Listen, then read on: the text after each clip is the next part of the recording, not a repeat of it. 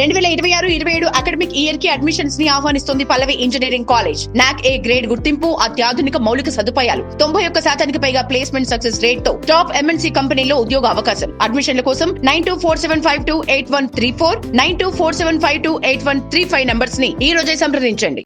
దేశ చరిత్రలో అత్యంత తక్కువ సమయంలో అత్యంత ఎక్కువ దోపిడీ చేసిన రాజకీయ కుటుంబం ఈ దేశంలో ఏదైనా ఉంది అంటే అది కల్వకుంట్ల కుటుంబం. 420 కుటుంబం దొంగల బ్యాచ్. ఆ దొంగ రాహుల్ గాంధీ గురించి మాట్లాడుతూ ఉన్నాడు. సిగ్గుండాలి మాట్లాడడానికి. రాహుల్ గాంధీ ఎక్కడా, నువ్వెక్కడా, నీ స్థాయి ఏంది?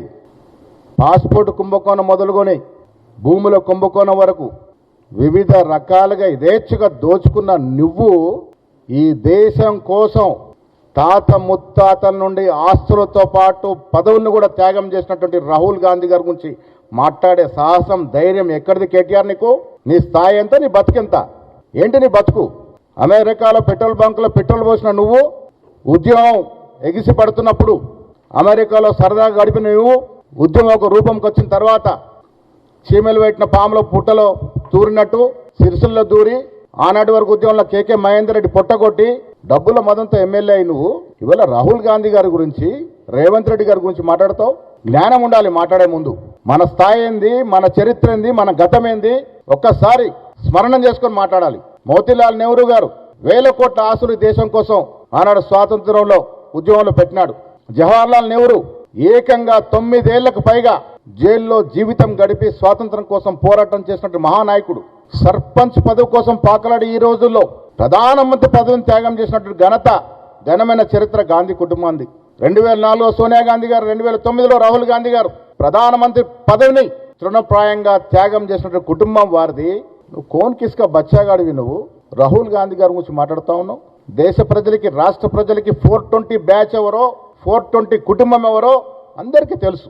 ఆయన వల్ల మాట్లాడిన భాష చూస్తూ ఉంటే ఇలా తెలంగాణలో నేను కూడా ఛానళ్ళు కూడా దాన్ని ప్రసారం చేయడానికి వెనుక ముందవుతున్నటువంటి పరిస్థితి. తల్లి లాంటి తెలంగాణ యాస మట్టెలు గంటె పుస్తలమ్మి ఇన్నాళ్ళు దేశంలో ఎక్కడ లేని విధంగా భాష యాస నిగ్గస్సుగా కలుషితం చేసి 10 ఏళ్ళు మద్యాన్ని ఏరులై పారించి యువతని ఎటు రాకుండా, పనికి రాకుండా చేసినటువంటి ఘనమైన నీచులు మీరు.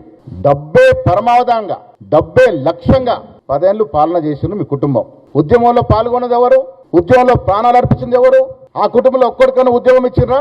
అధికారం రాగానే నీ అబ్బాయి జాగిరన్నట్టుగా మీ నాయనకు పదవి, నీకు పదవి, బావకు పదవి, చెల్లెకు పదవి, తల్లికి పదవి, అడ్డగోలకు పదవులు ఉంచుకున్న మీరు, ఈ రాష్ట్రాన్ని యథేచ్ఛగా దోపిడీ చేసిన మీరు ప్రజల్ని మర్చిపోలే. ఇంకా మీరు చేసిన దోపిడీ మర్చిపోలే, మీరు అమ్మిన మద్యాన్ని మర్చిపోలే, మీరు కాజేసిన భూముల్ని మర్చిపోలే, మీరు నిరుద్యోగుల యొక్క ప్రాణాలు పొట్టను పెట్టుకున్న సంగతి మర్చిపోలే, ఆఖరికి ఇంటర్మీడియట్ పేపర్ కూడా లీకేజ్ చేసి సొమ్ము చేసుకున్న వైనాన్ని కూడా మర్చిపోలే. ఎంత సాహసం నీకు! రాహుల్ గాంధీ గురించి మాట్లాడతారు. మీ నాయన కాదా దళితుడిని ముఖ్యమంత్రి చేయకుండా తల నరుక్కుంటా ఉన్నాడు? 10 ఏళ్ళు తల లేకుండా ఉన్నాడా మీ నాయన? ఎవరిదే తల? దళితుని తల, ఒక వెలమదొర తల నరుక్కుంటాను సిగ్గు లేకుండా 10 ఏళ్ళు పాలించినప్పుడు దానికి జవాబు చెప్పి వాళ్ళ దళితుల్ని మోసం చేశారు మీరు. 10 ఏళ్ళు దళిత ముఖ్యమంత్రి అని పదే చెప్పి మీరు ముఖ్యమంత్రి కూర్చొని చేసినారు. బీసీ బంధిస్తాను మోసం చేసినారు. మీరు మోసాల గురించి మాట్లాడతారు. 100 ఏళ్లకు పైగా చరిత్ర కాంగ్రెస్ పార్టీ ఈ దేశంలో ఎన్నో చరిత్రాత్మక మలుపులకి శ్రీకారం చుట్టింది కాంగ్రెస్ పార్టీ. జవహర్లాల్ నెహ్రూ, ఇందిరాగాంధీ మొదలుకొని మొన్న మన్మోహన్ సింగ్ వరకు ఎన్నో చరిత్రాత్మక బిల్లులు తీసుకొచ్చింది కాంగ్రెస్ పార్టీ. ఇందిరాగాంధీ సాహసోపేతమైన నిర్ణయాల వల్ల ఒక బంగ్లాదేశ్ అనే కొత్త దేశం రావడమే కాకుండా ఆనాడు బ్యాంకుల జాతీయకరణ కానీ, రాజాభరణుల రద్దు కానీ, సీలింగ్ తీసుకొచ్చి పేదలకు భూములు పంచడం కానీ ఎన్నో చరిత్రాత్మక కార్యక్రమాలు చేసినటువంటి కాంగ్రెస్ పార్టీ గురించి మాట్లాడే అర్హత, కనీస స్తోమత మీకు లేదనే మాట గుర్తుపెట్టుకోవాల్సిన మనవి చేస్తా ఉన్నాను. ఈ రాష్ట్రం మర్చిపోలే. కేసీఆర్ గారు 10 ఏళ్లుగా ఈ రాష్ట్రాన్ని పాలించిన తీరు, మీరు ఏలిన పోలీసు రాజ్యం, నేరేళ్లలో మీరు తొక్కించినటువంటి శవాలు ఇప్పటికి కూడా స్మరిస్తూనే ఉన్నాయి.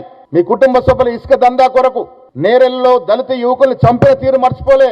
మీ అవసరాల కోసం రాజకీయ నాయకుల్ని గృహబంధం చేసిన తీరు మర్చిపోలే.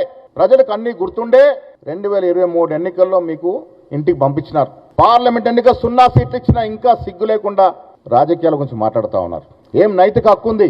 నేను ఇవాళ ఈయన భాష మాట్లాడుతుంటే అనుమానం వస్తూ ఉంది. గతంలో రేవంత్ రెడ్డి గారు ఈయనకు వైట్ ఛాలెంజ్ ఇస్తున్నారు. నాకు ఇప్పుడు మళ్ళీ అనుమానం వస్తూ ఉంది. మాదక ద్రవ్యాల ప్రభావం వల్ల ఈ రకంగా మాట్లాడుతున్నారేమో, ఆ మాదక ద్రవ్యాల ప్రభావం ఈయన అట్లా మాట్లాడిస్తుందేమో. ఒక్కసారి మానసిక వైద్యులకి చూపించుకోవాల్సిన అవసరం ఉన్నది. ఈ రకమైనటువంటి భాష ఈ రకమైనటువంటి కక్ష వచ్చే యువతరానికి మంచిది కాదు.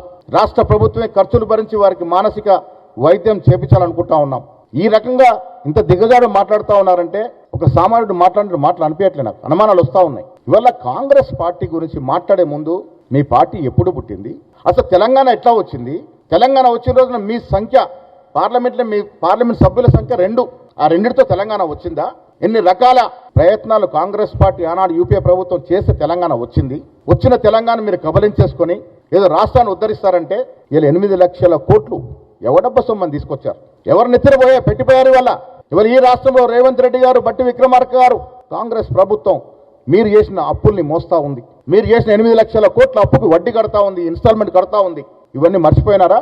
కల్లాల మీద రైతులు ఎంతమంది చనిపోయినారో మీకు గుర్తుకు లేదా? ఖమ్మం మిర్చి రైతుల యొక్క బాధ, వారు పడ్డ యాస మర్చిపోయినారా? ఇవాళ మీరు కళ్ళాలెంబడి తిరుగుకుంటూ డ్రామాలు చేస్తా ఉన్నారు. వీరికి తోడు బీజేపీ క్విట్ క్రో ప్రో లాగా నువ్వు నాకు ఇది నేను నీకు ఇది ఇస్తా. వీళ్ళు 0 సీట్లు తెచ్చుకొని 8 సీట్లు బీజేపీకి వెళ్ళడం దోహదపడ్డారు. లేకుంటే ఈ రాష్ట్రం 2-3 సీట్ల కన్నా ఎక్కువ గెలిచే పరిస్థితి లేకుండే. ఆ 8 సీట్లు గెలవడానికి వీళ్ళు దోహదపడ్డారు. కాబట్టి సిబిఐకి మనం రాష్ట్ర ప్రభుత్వం దాన్ని అడ్డులు అవుతా ఉన్నారు.